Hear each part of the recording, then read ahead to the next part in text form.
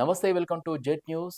వివరాలకు వెళ్తే తెలంగాణ సచివాలయంలో ముఖ్యమంత్రి రేవంత్ రెడ్డిని జాతీయ BC commission chairman Hansraj Gangaram Ahir మర్యాదపూర్వకంగా కలిశారు.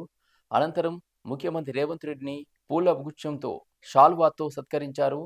రాష్ట్రంలో జరుగుతున్న అభివృద్ధి కార్యక్రమాల గురించి చర్చించారు.